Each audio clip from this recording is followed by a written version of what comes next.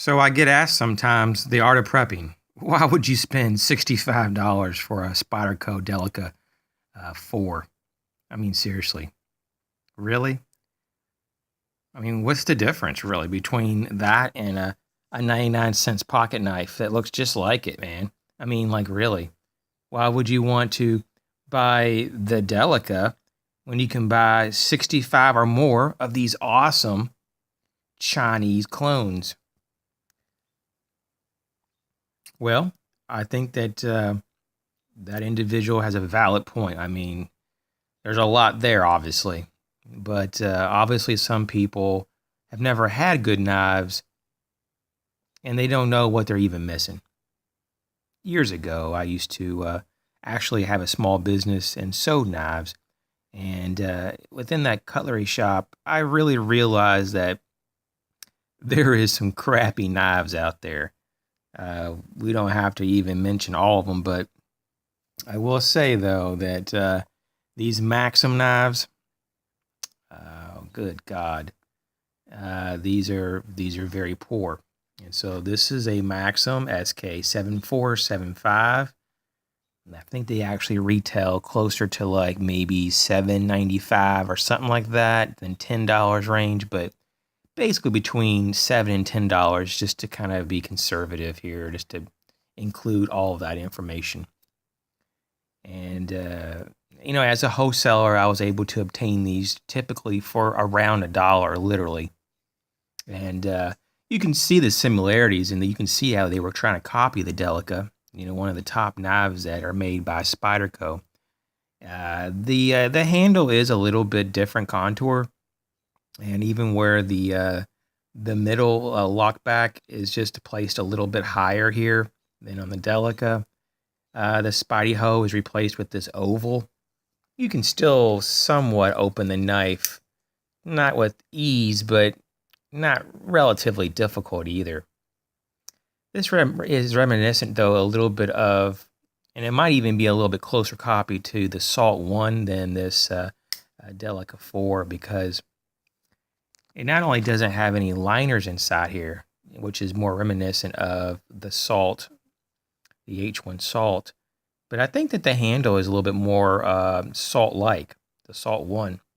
So this might not be the perfect example of clone, because it may be the other model, but the Salt 1 really is modeled off, in my opinion, off the Delica. I think most people would agree with that, with some slight modifications on handle and the clips.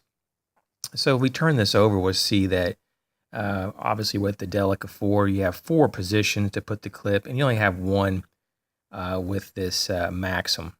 So besides the actual deployment feature, the clip, the handle design, and texture, there really isn't any texture at all on the backside here. It does have a pocket hole to put a lanyard on your handle, a lanyard hole, I mean. And it has jimping, of course, nice jimping on the Delica, but you don't see nothing on this one anywhere. This one does have the ability to take it apart, just like the Delica. And what's interesting, though, is that they're pretty much the same size in terms of the handle. The Delica is just a hair bit longer, just a hair. But in terms of the actual blade lengths, I think you'll be able to see here, the Delica definitely has a little bit more. And these Maxims come in plain edge or half serrated, or they call it half serrated combo, but it does look like it might be just a little bit more than half serrated. The serrations are kind of large on this, and they're kind of coarse. They're not even sharp. So these are Chinese, and you can see here is, on the back here it says Rost Free. Rost Free is, I guess, the other brand that they use. Made in China, National Headquarters, USA. If that's coming out okay there, I'm not sure. There you go. And then on the other side, does it have nothing? Of course, on the real Delica, it has Seiki City, Japan on the back side, and on the face side, Spyderco VG10. So that takes us to the steel. The steel is going to be a 420 J2 stainless steel on this Maxim, Rost Free, wherever you want to call it, complete crap. These are very, very poor quality. The by far probably one of the lowest quality steels that you could even put on a knife. You probably get almost no cutting ability over time versus the VG10 on the Spyderco. So it is possible that I had the wrong packaging. Now that I look at it, Maxim I think also is the same parent company for Rostfree. So it's the same knife, but they have them under two different brands. So I just have some old stock when I used to have the store, and so sometimes I've mixed them up in different boxes. But as you can see, even the pattern here is a little different than on the box. So it's possible that I just grabbed a different color. I'm pretty sure I did, but basically they're made from the same manufacturer, and they have the same look and everything, the same material and layout. It's just they're stamped differently. So some of them are called Maxim, and some of them are Rostfree. And so that's pretty much it. So you have fit and finish issues that are different. The material is different. Some of the shapes a little bit different and contours. The lockup is good on both of them, but once again, though, it's the materials I wouldn't trust. No liners in this one. We have liners in the real Delica.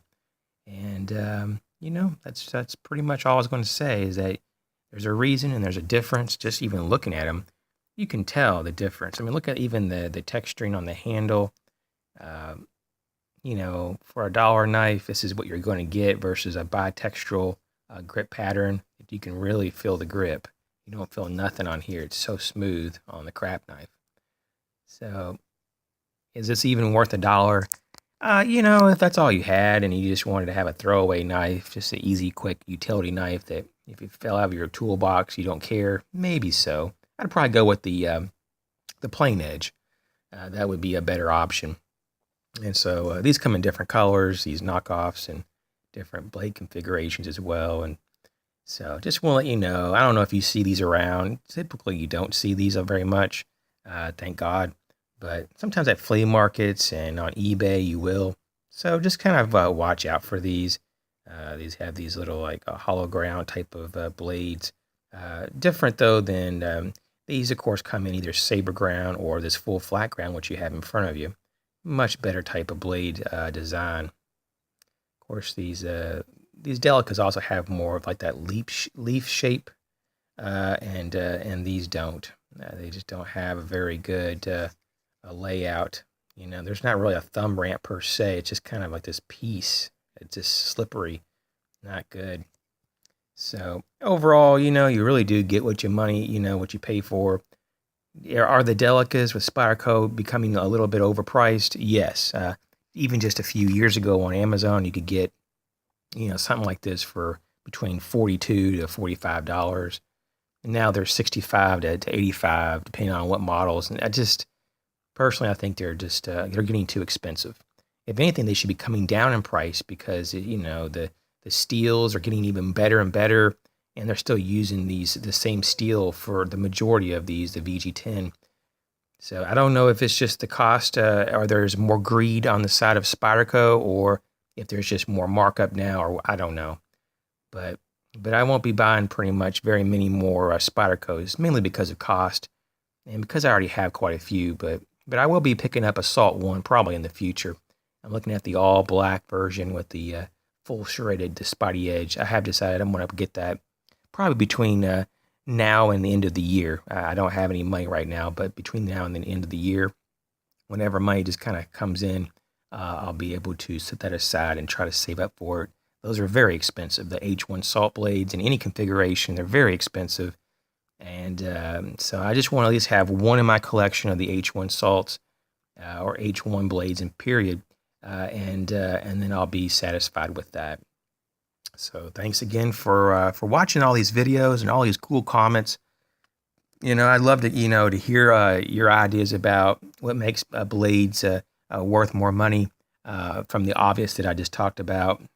Construction, materials, and is it sometimes just the brand name? I'm fearful to say that there are a few brands out there that are pushed, just because of their name, and they may have a couple very good quality blades, or tools with any company, but they use those couple good models or productions to try to sell all their other crap that isn't as good as the few that they have that they make well. So you do have to kind of watch that. Yeah, with Spyderco though, I think that across the board it's all very high quality. But once again, you're paying high quality prices. So I hope to God that they're gonna be really good because once again, you can always get 65 of these for the price of this. So thanks for watching.